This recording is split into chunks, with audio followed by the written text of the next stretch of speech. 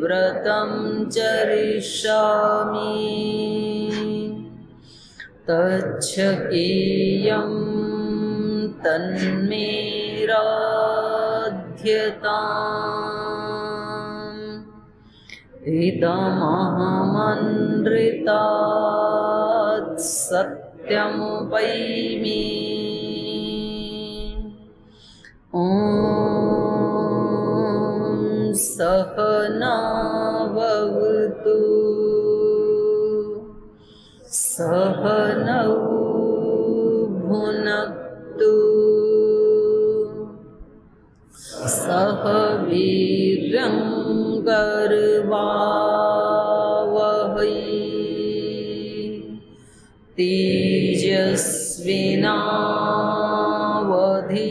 तेजस्विनावधीतमस्तु मा विद्विषावहै ॐ शान्ति शान्ति शान्तिः।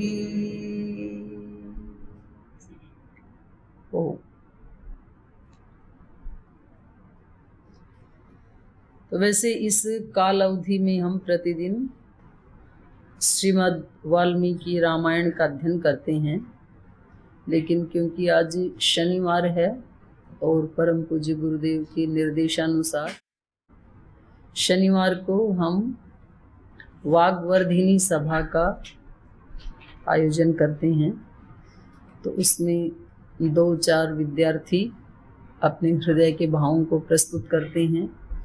और आज किसी एक विषय को लेकर, क्या विषय है भाई आपके शास्त्रार्थ का? मुक्त होने के लिए ज्ञान स्वतंत्र रूप से कारण है या कर्म कारण है? कर्म करके मुक्त हुआ जा सकता है या ज्ञान से मुक्त हो जाएंगे? तो इस विषय पे हमारे एमए द्वितीय वर्ष के कुछ छात्र इसके ऊपर भी चर्चा करेंगे। तो यहीं से आज की शुरुआत करते हैं। शुरुआत करेंगे हम हमारी पूज्य साध्वी देवशिला जी से, जो कौन सी कक्षा की? BA final. वैसे ये पढ़ के आई हैं, घर से ग्रेजुएट करके आई हैं, लेकिन अब यहाँ दर्शन में फिर दोबारा बीए एमए कर रही हैं। तो एमए फाइनल की छात्रा भी हैं, साध्वी हैं। तो इनसे शुरुआत करते हैं। तो पूज्य साध्वी जी आप आइए। पूज्य साध्वी जी का अभिनंदन एक बार।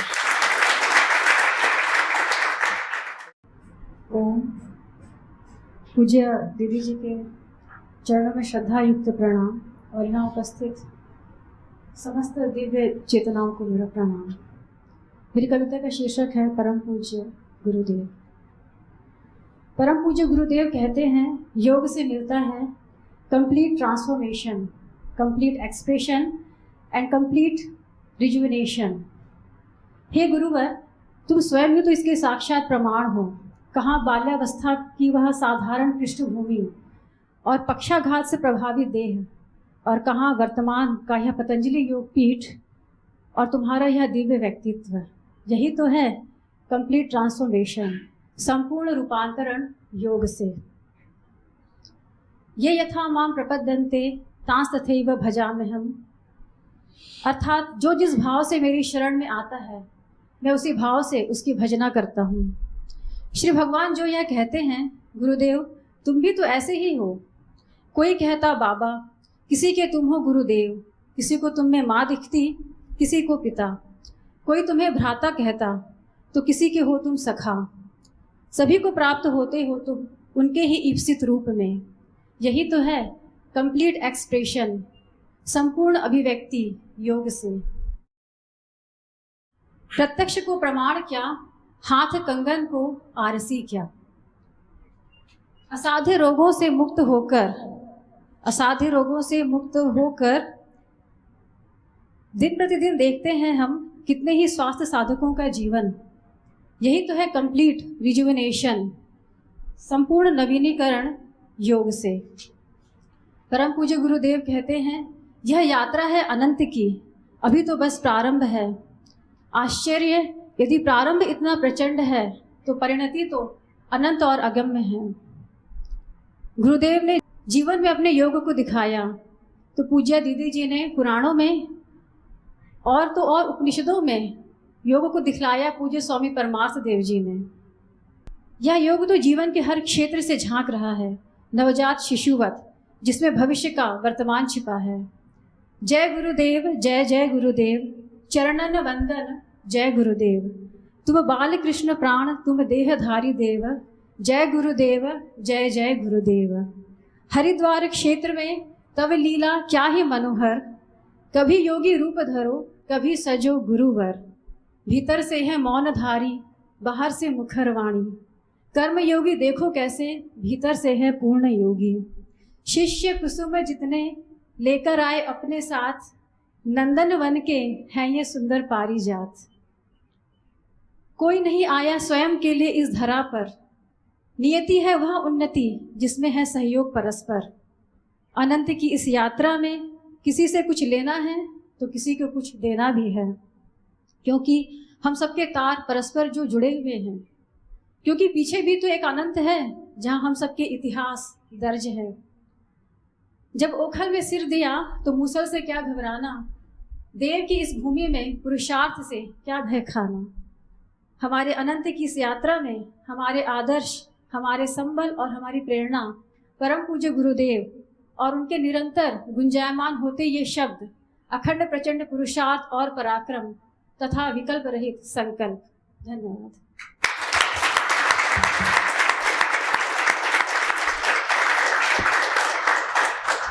बहुत ही सुंदर ढंग से अपने भावों को अभिव्यक्त किया है पूज्य साध्वी जी ने अपने गुरुदेव के। और क्योंकि 5 मिनट में तो इतना ही बोला जा सकता है, तो श्रद्धेय आचार्य जी से लेकर पूज्य गुरुदेव से लेकर अपने वरिष्ठों के प्रति कैसे यहाँ संन्यास आश्रम में पूज्य गुरुदेव के पद चिन्हों पर चलते हुए, उनका अनुसरण करते हुए इतने सारे भाई बहन अपनी इस यात्रा को दिव्यता की ओर आरोहण करते हुए आगे बढ़ा रहे हैं।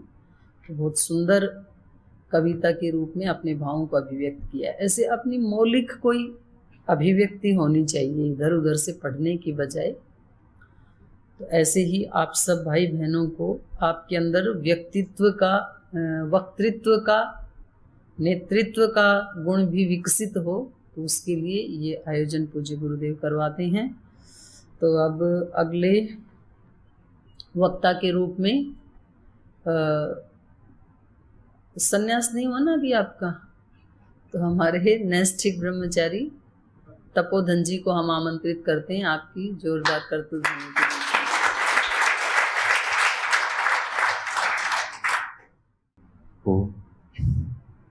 वर्तमान योग के संदर्भ में योग के रहस्यों का सुलभ विधा से प्रचार करते हैं और योग को पूरे भारत में ही नहीं विश्व के कोने कोने तक फैलाते हैं। ऐसे योग ऋषि परम पूज्य प्रातः स्मरणीय वंदनीय गुरुदेव जी के चरणों में मैं प्रणाम करता हूँ, जिनको देखकर सात्विक आत्माएं आप्लावित हो उठती हैं। रोगियों के रोग भी कुछ हद तक कम हो जाते हैं और जिनको देखकर जिनका उत्साह पूरा बढ़ता है। ऐसे गुरुदेव जी हमारे परम पूज्य आचार्य श्री, जो पूरे विश्व में आयुर्वेद का प्रचार कर रहे हैं, जिनका स्वरूप धन्वंतरी के रूप में हम लोग पूजा करते हैं।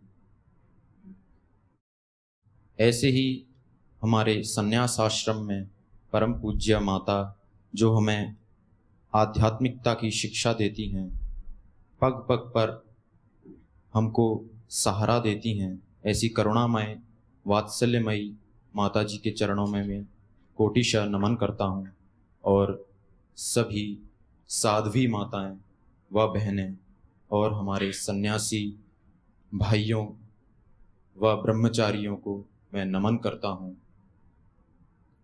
मेरा विषय है संस्कृत वाङ्मय में उल्लेखित कुछ वैज्ञानिक सिद्धांत।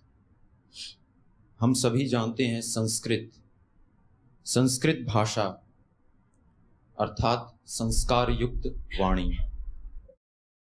संस्कृत भाषा में पढ़ने से पहले हमें अपने वाक्मल अर्थात भर्तृहरि जी ने कहा भी है, तद्वारम अपवर्गस्य वाङ्मलानां चिकित्सितं पवित्रम सर्व विद्यानाम अधिविद्यम प्रकाशते। मतलब यह जो विद्या है वो हमारे वाक्मल को धो देती है और अपवर्ग की ओर द्वार खोल देती है। वाङ्मल का धोना ही नहीं, मैंने जहाँ तक अनुभव किया है, यह भाषा अर्थात मैं व्याकरण का छात्र हूँ तो मैं इसी विषय में बोलना चाहूँगा। व्याकरण महाभाष्य में इस संदर्भ में चर्चा की गई है कि इसका नाम संस्कृत क्यों पड़ा। कथा कुछ इस प्रकार थी, छोटा सा संदर्भ है।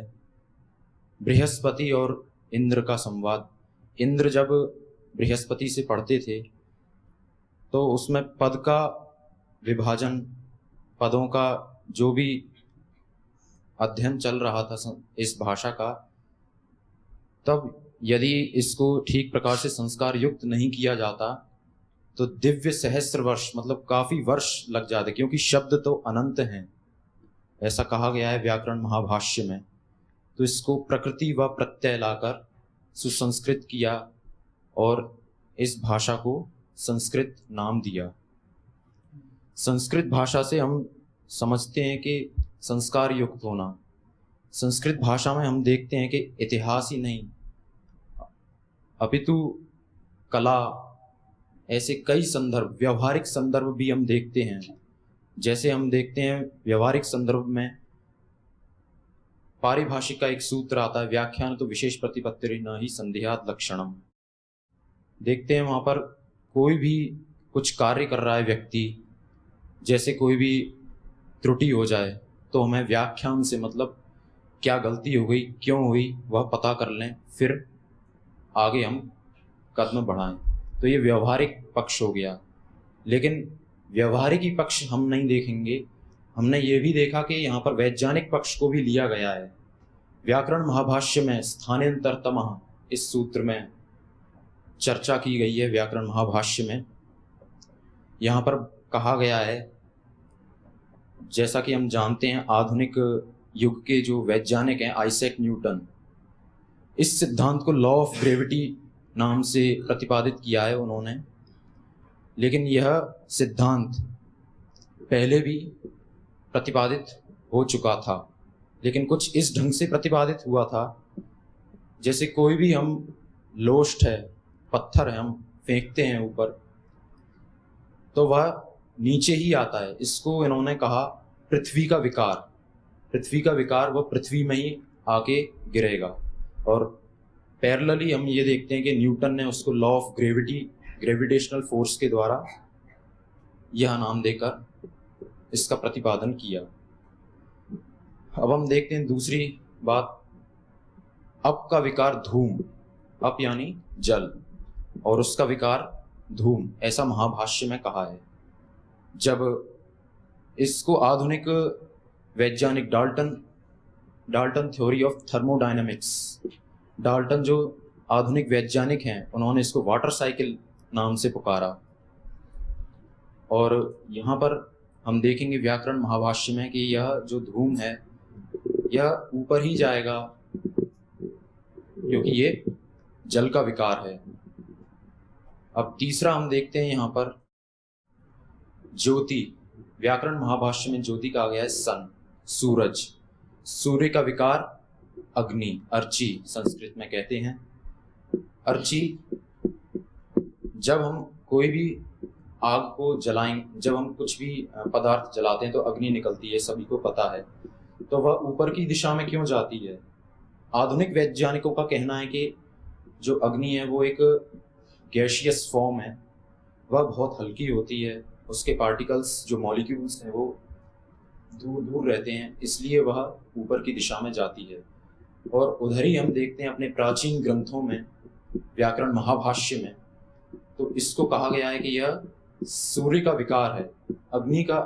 अग्नि जो है वह सूर्य का विकार है, इसीलिए वह उसी की दिशा में जाएगा अग्नि। तो हम देखते हैं कि हमारी जो भाषा संस्कृत है वह सब कुछ लेकर चलती है, वह पूर्ण है। उसमें वैज्ञानिक तथ्यों से लेकर व्यवहारिक चिंतन भी है और कला भी है। बहुत सारे संदर्भ दिए गए हैं, यहाँ तक धर्म को भी लेकर कहा गया है। हम देखते हैं योग दर्शन में एक सूत्र आता है, जाति काल देश समय अन्वच्छिन्न सार्वभौमा महाव्रतम। यदि इसका पालन करता है व्यक्ति, कोई भी ऐसा धर्म नहीं है जो आजकल मत पंथ लोक में प्रचलित हैं, वहां पर भी हम देखेंगे सत्य किसी भी काल में बोला जाए, किसी भी देश में बोला जाए, किसी भी जाति में हो, वह आच्छादित नहीं होगा, क्योंकि वह महाव्रत है, ऐसा हम कह सकते हैं।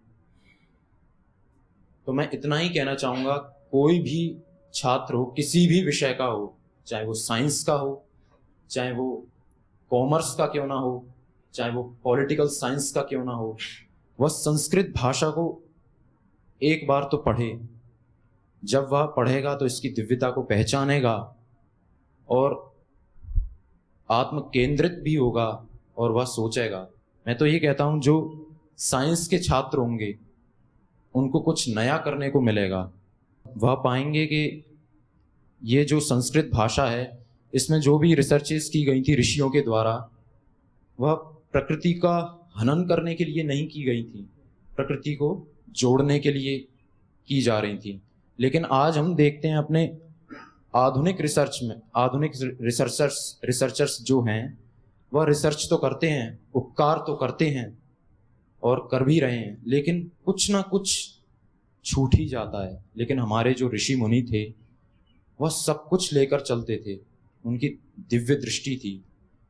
इसीलिए मेरा अनुरोध यही रहेगा कि एक बार संस्कृत को ज़रूर पढ़ें। इतना ही कहकर मैं अपनी वाणी को विराम दूंगा और भद्रता कुशलता की कामना करूंगा। ओम शम।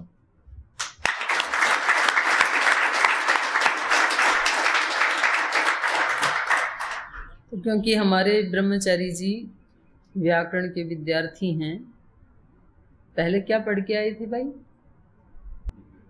हाँ, तो पहले एग्रीकल्चर से पढ़ के आए हैं और फिर योग में भी थोड़ा पढ़ के आए हैं बेंगलोर से।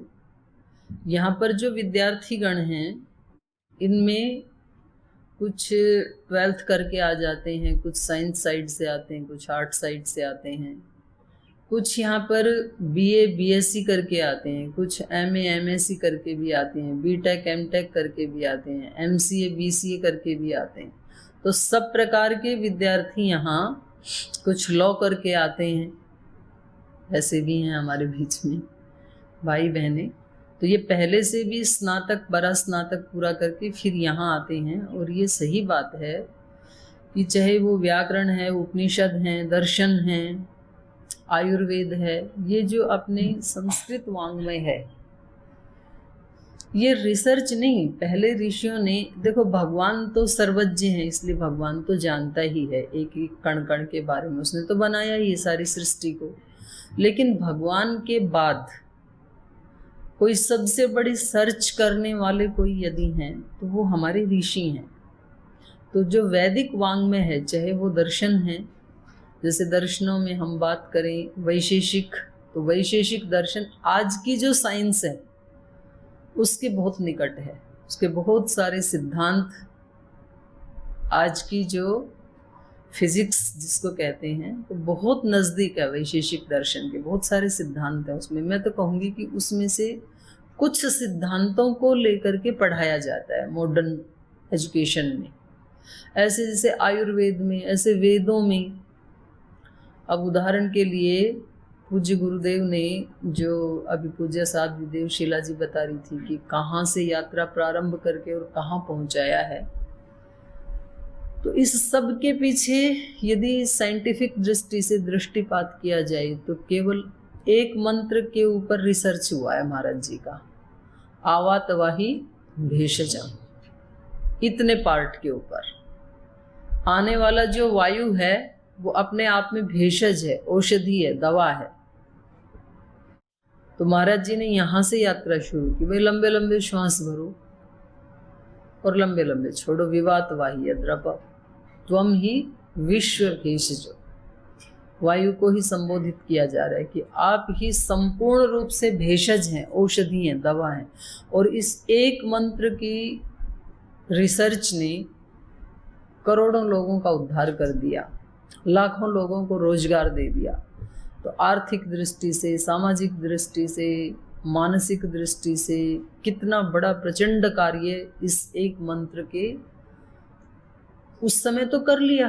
वेद के ऋषि ने तो सर्च किया, लेकिन उसके बाद जो वेद का अनुगमन करने वाले हैं, वेदानुगामी हैं, उनको फिर उसके ऊपर रिसर्च करने की आवश्यकता है। इसलिए उसको रिसर्च कहते हैं। सर्च पहले हो चुका है, वो ऋषियों ने किया, सर्च खोजा उसको। फिर हम जो करते हैं वो रिसर्च है, जो पहले वो देख चुके हैं उसमें से कुछ अंश फिर हम पुरुषार्थ करके, मेहनत करके निकाल लाते हैं। आयुर्वेद के रिसर्च आप प्रतिदिन डॉक्टर अनुराग वार्ष्णेय जी से सुनते हैं, एक एक जड़ी बूटी में, औषधि में कितनी प्रकार के गुण हैं। तो हमारा तो जो वैदिक वाङ्मय है वो पूरा का पूरा ही रिसर्च का विषय है, 100%, क्योंकि वो सारा एक बहुत ऊंची चेतना से खोजा गया सत्य है।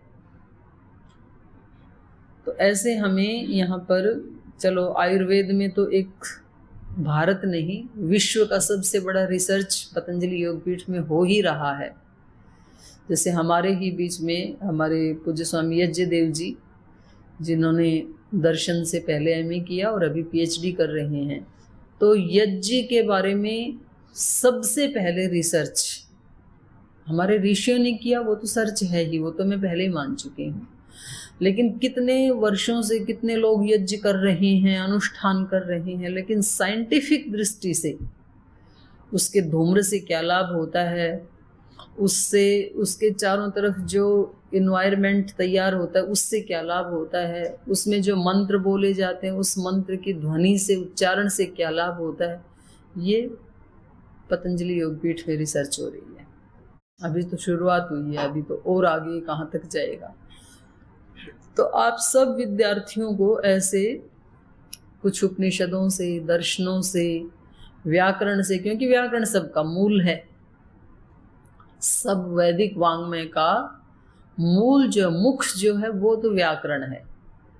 व्याकरण बिना पढ़े कोई भी शास्त्र, जैसे ये कमरा है पूरा और इस कमरे से भी छोटा फिर इसका दरवाजा है, तो दरवाजे से भी छोटा उसका ताला है और ताले से भी छोटी सी चाबी होती है। लेकिन उस छोटी सी चाबी के बिना ये सारा का सारा व्यर्थ है, फिर कुछ भी नहीं जाना जा सकता। पर उस छोटी सी चाबी से जब लॉक खोल लिया जाता है तो फिर इस विराट भवन में क्या क्या रखा है वो सब हमें उपलब्ध हो जाता है। तो ऐसे व्याकरण तो चाबी है, कुंजी है। तो जब तक व्याकरण नहीं पढ़ेंगे, ये ठीक है आज देश दुनिया में बड़े बड़े रिसर्च हो रहे हैं, लेकिन वो अभी बाहर दरवाजे के बाहर जो कुछ है बस उसी को थोड़ा बहुत जान पा रहे हैं, लेकिन उसके अंदर कितना भरा हुआ है वो तो ऋषि चेतना से ही जाना जा सकता है। आज पतंजलि के ऊपर जो चारों तरफ से प्रहार हो रहे हैं, क्यों हो रहे हैं? क्योंकि विश्व के किसी भी व्यक्ति के पास आज किस रोग को कैसे मिटाया जाए उसके लिए कोई सॉल्यूशन नहीं है, कोई सॉल्यूशन नहीं है, क्योंकि वो ऋषि नहीं है। इसलिए उन्होंने नियम ही बना दिया, कानून ही बना दिया कि ये रोग कभी ठीक नहीं होते हैं, और उनको ठीक करके दिखा दिया। वो एक ऋषि चेतना का काम है। तो ये ऋषि चेतना के अंदर प्रवेश करके ही उन सत्यों का अन्वेषण किया जा सकता है। जैसे मैंने कल भी ये बात कही थी कि सत्य का अन्वेषण करने के लिए दो साधन है, एक विचार है, एक दर्शन है। दर्शन का मतलब यहाँ कोई फिलोसफी शास्त्र की बात नहीं कर रही थी मैं, वो भी हैं, वो भी उनकी अंतर अनुभूति है ऋषियों की, लेकिन व्याकरण का जो एक एक सूत्र वो भी अपने आप में दर्शन है।